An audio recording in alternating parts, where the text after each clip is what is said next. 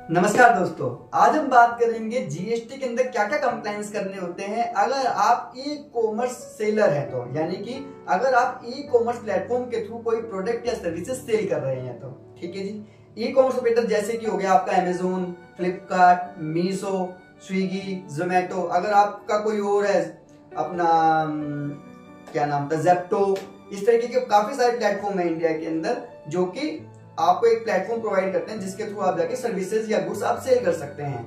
अगर आप इसमें से किसी भी प्लेटफॉर्म पे जाके प्रोडक्ट या सर्विसेज सेल कर रहे हैं तो उस केस में सबसे पहले अगर बात करें, पहला जो कंप्लायंस आपको कंपलसरी है करवाना वो है जीएसटी रजिस्ट्रेशन।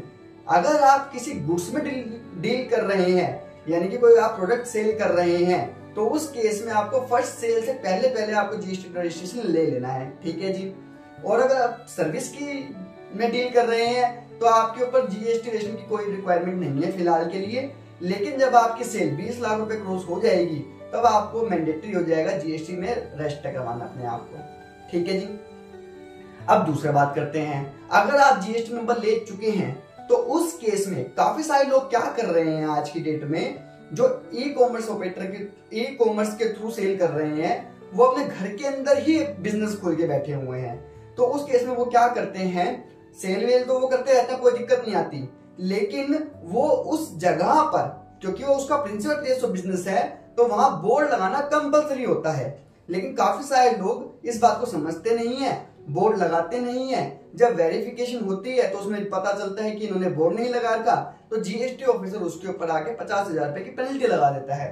तो ये चीज आपको ध्यान रखनी है और आपको बोर्ड लगा के रखना है, चाहे वो आपका रेसिडेंशियल एड्रेस ही क्यों ना हो। ठीक है जी।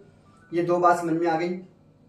तीसरी बात, अगर आप अमेजोन या फ्लिपकार्ट के थ्रू कोई प्रोडक्ट में सेल करते हैं या सर्विसेज में डील करते हैं तो उस केस में जो ये ई कॉमर्स ऑपरेटर हैं ये आपसे टीसीएस चार्ज करते हैं, जिसका रेट 1% का होता है।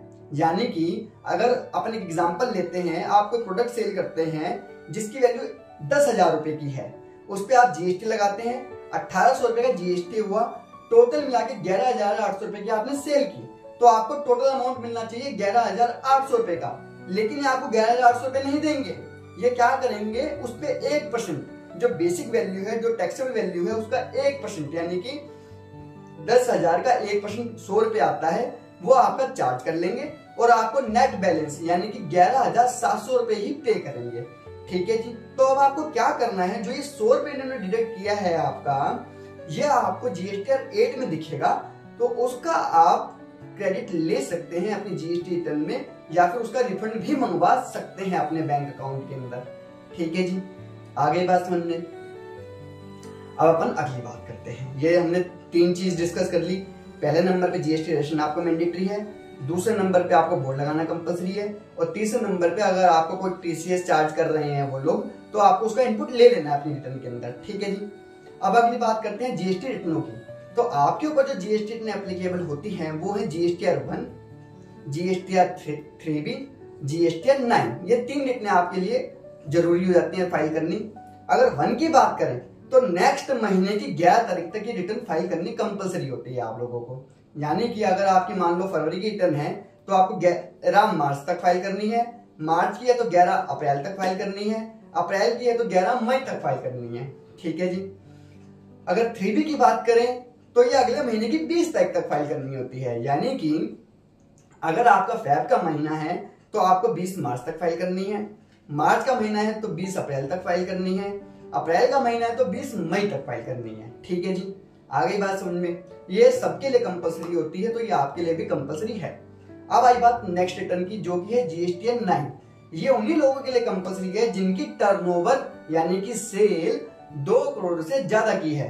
अगर आपकी 2 करोड़ से ज्यादा की सेल है तो फाइनेंशियल ईयर खत्म होने के बाद जो 31 दिसंबर पड़ने वाली है उस डेट तक आपको ये रिटर्न फाइल करनी कंपलसरी है। ठीक है जी। आगे बात सुनिए। और अगर आपकी सेल 5 करोड़ क्रॉस हो जाती है तो आपके ऊपर जीएसटीआर 9C भी एप्लीकेबल हो जाएगी। ठीक है जी। आगे बात सुनिए। और अब अगर लास्ट चीज की बात करें वो है ई इनवॉइस। अगर आपकी टर्नओवर 5 करोड़ रुपए क्रॉस कर गई है तो उस केस में आपको ई इनवॉइस भी कंपलसरी हो जाएगा एप्लीकेबल, जो कि आपको मैंडेटरी है ई इनवॉइस की साइट पे जाके अपलोड करना। लेकिन ये सिर्फ और सिर्फ B2B सप्लाई के केस में ही एप्लीकेबल होता है। अभी आज की डेट में B2C के केस में एप्लीकेबल नहीं है। और Amazon और फ्लिपकार्ट की तो ज्यादातर जो सेल होती है वो B2C कस्टमर को ही होती है, तो शायद आपके केस में एप्लीकेबल ना हो। लेकिन अगर आपका नॉर्मल काम भी है, ऑफलाइन काम भी है, तो उस केस में आपको ध्यान रखना है, अगर आप B2B सेल कर रहे हैं तो आपको उसका ई इनवॉइस भी जनरेट करना है, और ऐसे ही ई वे बिल भी जनरेट करना पड़ेगा अगर वो लिमिट क्रॉस हो गई, जो भी लिमिट अपनी ई वे बिल की होती है। ठीक है जी, आगे भी बात समझ में। अगर आप लोगों को फिर भी इससे रिलेटेड कोई डाउट रह जाता है किसी भी तरीके का, तो आप कमेंट बॉक्स में कमेंट भी कर सकते हैं और हमारे व्हाट्सएप नंबर भी व्हाट्सएप कर सकते हैं। हम लोग 24 घंटे के अंदर अंदर उसका रिस्पॉन्स कर देंगे। Thank you.